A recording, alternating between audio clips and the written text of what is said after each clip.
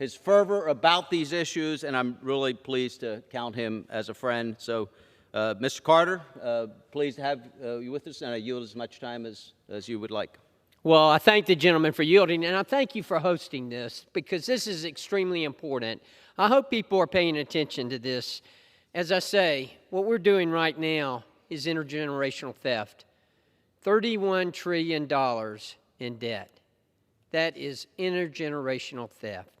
In fact, Madam Speaker, by the time I'm done speaking tonight, just my part, the federal debt will have grown by more than $13,000. That's right. I suspect I'll take about 3 minutes, maybe 4. But during that time, the federal debt will have grown by $13,000. We learned last week that August's annual inflation rate was a staggering 8.3%. By we, of course, I mean everyone except Joe Biden, who boasted on 60 Minutes last night that inflation has not spiked. If the worst inflation numbers in 40 years isn't a spike, I don't know what is. Unfortunately for Mr. Biden, the numbers don't lie. That 8.3% inflation is costing families well over $4,000 this year alone, essentially wiping out 1 month's paycheck. I don't know a single family that can afford that kind of sacrifice. Worse, real wages have fallen every single month since President Biden's $1.9 trillion stimulus passed last year. But it's not just today's taxpayers that will feel these impacts. Generations from now, people will still be feeling the sting of Biden's inflation crisis. Over the next decade, decisions made in Biden's first 2 years will add $4.8 trillion to our federal deficit. $4.8 trillion. Decades of lower interest rates have spared the federal government from facing the true costs of borrowing at such high levels, but today's inflation has forced the Federal Reserve to raise interest rates. We are quickly approaching a point where the interest alone on our federal debt will overwhelm our federal budget, resulting in dire economic effects.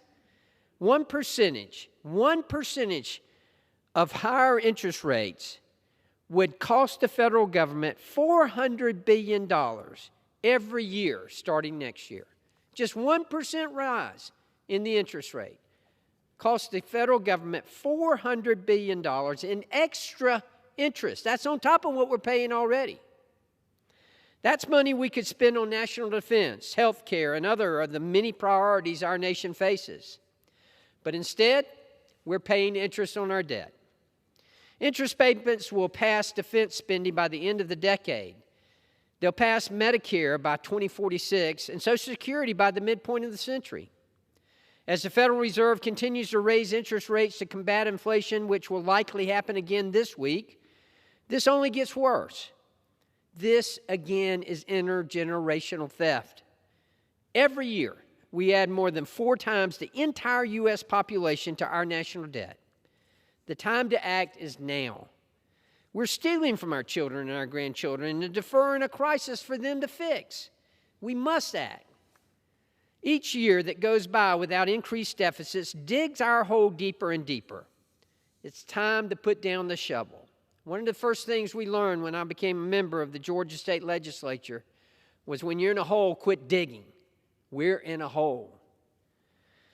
We're stealing from our children and our grandchildren and deferring a crisis for them to fix, and we must act. As a medical professional by training, I'm well acquainted with the Hippocratic Oath, which famously says, first, do no harm. Congress must take a similar approach when it comes to our budget. Congress doesn't control interest rates, but we can control how much money is added to our national debt.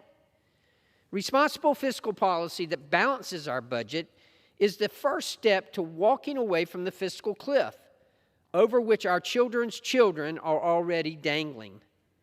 President Biden's budget calls for $1 trillion in deficit spending every year going forward. Again, that is money we do not have and cannot continue pretending like we do. Republicans must insist on reining in this spending. That means no more trillion-dollar packages that pour fuel on the fire of inflation. That means eliminating our deficit so we can pay off our outsized debt.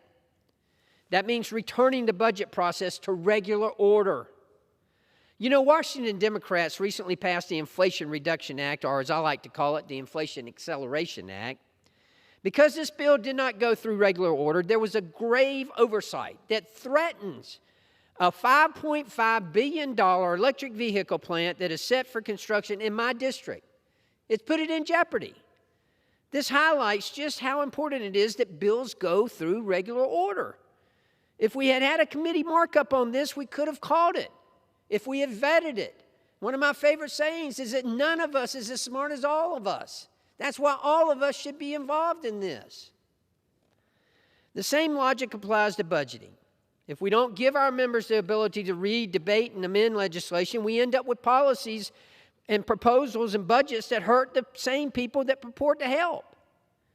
When we miss budget deadlines, we are breaking the law.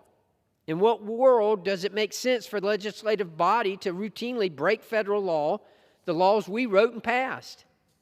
Small business owners and families have to make a budget, and they have to stick to it. It's time to restore fiscal discipline in Washington, D.C. It's time to balance our budget. Again, I want to thank the gentleman for allowing me this time, and I want to thank him for hosting this. This is important. You know, I don't know what it's going to take to get people's attention, short of a catastrophe. But I do know this: we cannot continue. We cannot continue on the route in which we are right now. This is intergenerational theft. We cannot leave this to our children and our grandchildren. I thank the gentleman, and I yield back.